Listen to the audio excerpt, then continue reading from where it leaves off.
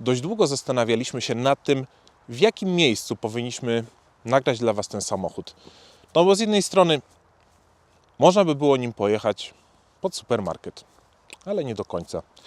Można by było nagrać go w mieście, ale też nie do końca. I jakoś tak nic nam dobrze do tego samochodu nie pasowało.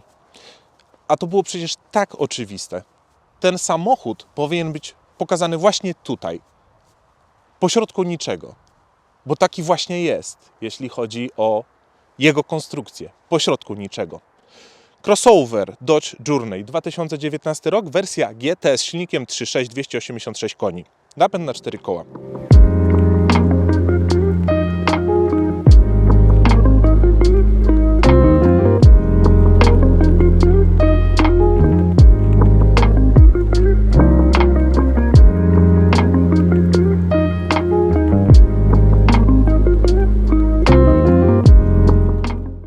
Jeśli chodzi o to, jak ten samochód jest wykonany, no to widzimy, że jednak to nie jest najnowsza konstrukcja. Te lampy nie są soczewkowe, nie ma tutaj LEDów, mimo że jest to 2019 rok. Może dlatego, że historia tego auta zaczęła się w 2007 roku. W tej wersji samochód występował z napędem 4x4. Nie jest to prawdziwe 4x4, ponieważ ten tył jest dołączany. On zapina się i to dość sprytnie dopiero w momencie, kiedy jedziemy gdzieś pod górę, jesteśmy w trochę trudniejszym terenie, czy właśnie w polu, tak jak dzisiaj. I ten tył naprawdę całkiem sprytnie działa. Pojechaliśmy nawet z tatą i bratem na rajd Polski w 2024 roku. Na rajdzie Polski wszystkie te dojazdówki to drogi szutrowe, a jeśli chodzi o miejsca, gdzie stacjonują te bazy parkingowe, no to jednak ten warunek tam zazwyczaj to jest właśnie takie pole jak tutaj. I on się tam świetnie odnajduje. Rodzaj tego samochodu, tak jak wspomniałem, to crossover. Crossover oznacza to, że nie jest to ani osobówka, ani nie jest to SUV.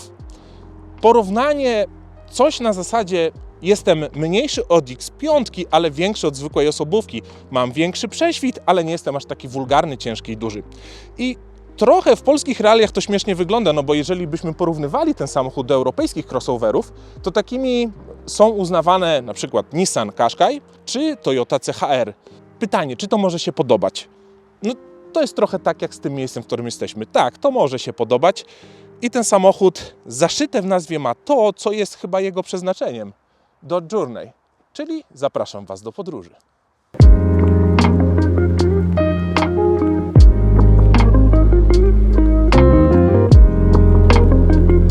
No i ruszyliśmy na przejażdżkę i pierwsze, co nas miłego wita, to możliwość włączenia podgrzewanej kierownicy. Są też podgrzewane fotele w dwóch siłach tego podgrzewania. Nie ma tak jak w Fordzie na przykład 5 poziomów. Są 2 poziomy, ale to jest wystarczające. Mamy odtwarzacz muzyki, jest to system Uconnect, czyli łączymy się Bluetoothem. Nie mamy tutaj co prawda nawigacji, ale świetnie odtwarza ten samochód muzykę, bardzo ładnie to gra ze względu na fabryczny system nagłośnienia Alpine, który właśnie był dostępny w wersji GT. To, co jest fajne, to multifunkcyjna kierownica. Mikrofony do telefonu, do rozmów przez telefon są umieszczone nad głową, co powoduje to, że nie musimy się drzeć, mówiąc kolokwialnie. Jeśli chodzi o elastyczność tego silnika, myślę, że jest dość fajny poziom tej elastyczności. Zwolniliśmy sobie do 50 but.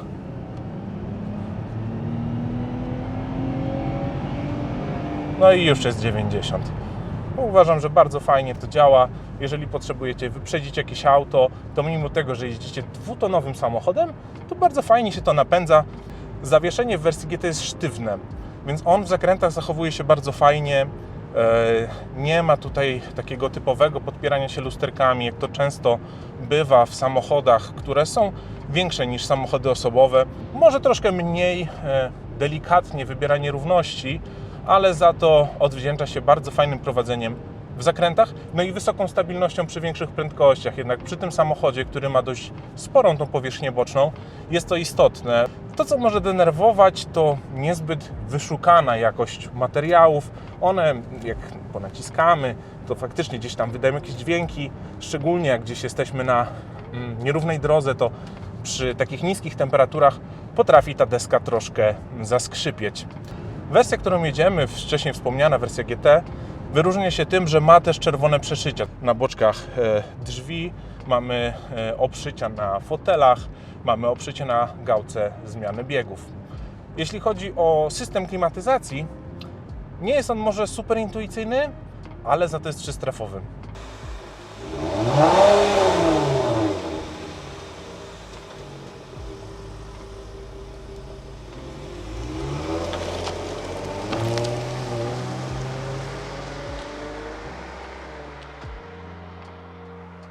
Jak na rodzinny samochód, to całkiem przyjemny dźwięk silnika, prawda?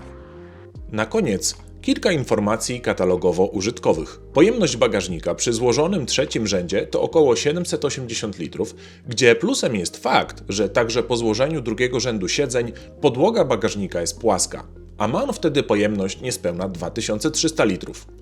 Obsługa składania i rozkładania foteli jest banalnie prosta, a poza tym drugi rząd ma regulowane oparcie oraz dzieloną kanapę.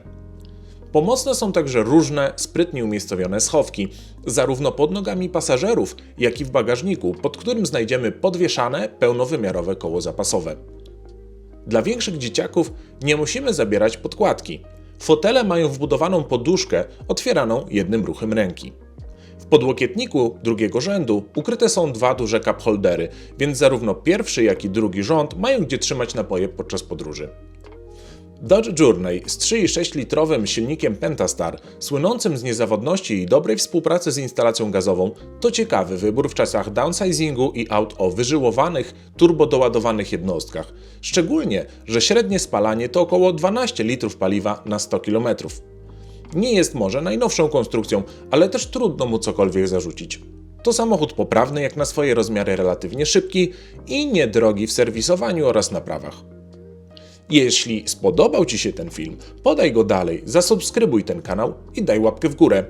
To pomoże mi w budowaniu motoryzacyjnej społeczności fanów prawdziwej motoryzacji w świecie pełnym elektryków i hybryd.